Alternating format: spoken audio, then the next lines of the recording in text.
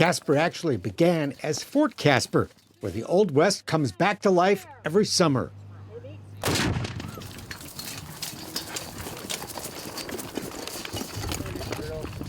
Welcome to Fort Casper, Wyoming, in the 1860s. Strike, develop, recover. Soldiers drill. The cavalry trains. 3, 2, 1, fire! And the artillery practices. What we're hoping is to give people just a little bit of a glimpse of what life would have been like during the 1860s when people were living out here. On this hot summer weekend in the 21st century, Pressure, I got pressure. Wyoming's Fort Casper Museum is hosting Casper Collins Day. Today's Fort Casper looks pretty much like the one that stood here back in the 1860s. That's because the reconstruction was based upon the blueprints left behind by the man the fort is named for, Lieutenant Casper Collins. Casper Collins was a pretty good artist and draftsman. Collins was a 20-year-old in the 1860s, a second lieutenant in the U.S. Cavalry, stationed at this remote army post near a critical Oregon Trail wagon bridge over the North Platte River. And in his spare time, Collins drew blueprints of the fort that were used to recreate it in 1936. So in 1936, they had an 1864 blueprint. So I know where the windows were, where the doors were, where the fireplaces were. This is exactly what was here, and we are on the original location. Take a peek inside the buildings, and they're all furnished as they would have been in the 1860s. And this is a nice site. It's great fun for reenactors. This really is. I like coming here. You know, the buildings here, sometimes we get to live inside the buildings. So it kind of steps me back to 1866. So, strike, develop, recover. Robert Cuevas plays the sergeant leading his soldiers through the Army's 19th century bayonet drills. When you actually put the uniform on, you become part of history. And so you kind of, for a very short period of time, feel what they felt. So it makes those books, those journals, and everything from them, from back then, come back to life. Look at your chest, right there. Form on me! Elsewhere on the post, the cavalry trains. This is just some of the basic drills they did. Just kind of a day in the life of a cav trooper out west. Gallop! March!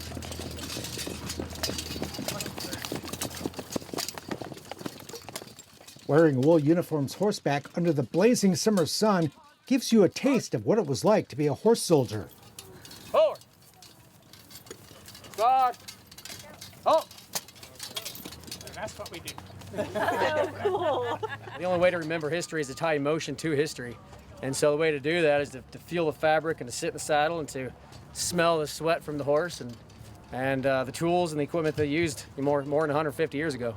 You're smelling the sweat today, huh? Oh, yeah. Feeling the sweat. Feeling the sweat. Shooting cannons is fun.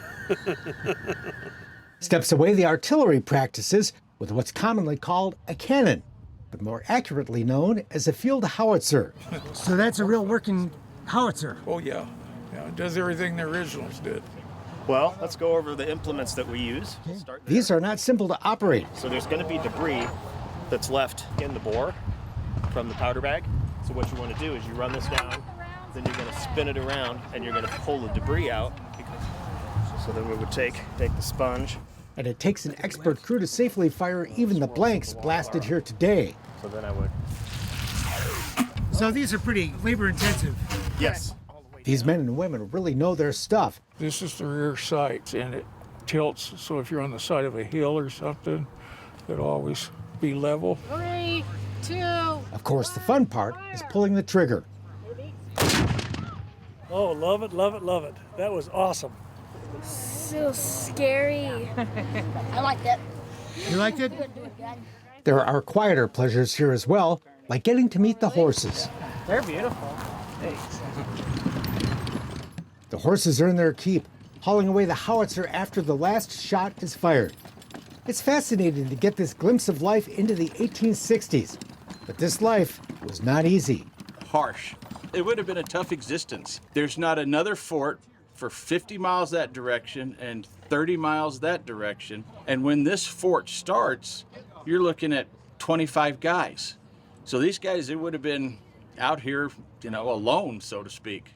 And the men stationed here were in the Army, in a war with the surrounding Indian nations fighting to preserve their very way of life. Summer of 1865, there was trouble between the Army and the American Indians all up and down the trail, all around, as a direct result of the Sand Creek Massacre the previous winter. Caspar Collins was killed July 25, 1865, during an Indian attack on the small detachment he led to protect an incoming wagon train carrying supplies to the fort. The wagon train was attacked that afternoon, and only 3 of its 25 men survived. As a result of the young lieutenant being killed, the Army changes the name of this fort from Plattbridge Station to Fort Caspar, using his first name because there's already Fort Collins that was named after his dad. And in the process of doing that, they spelled his name wrong, which is why you see the difference in spellings between the Casper now, C-A-S-P-E-R, and the museum, which is C-A-S-P-A-R. The Indian Wars are, of course, long over, and the fort now stands within the modern city of Casper, Wyoming. Forward to walk. March. But for one weekend in July, Fort Caspar comes back to life. 3, 2, 1, fire! Providing a unique opportunity to step back in time and into a different world and experience the living history of the American West.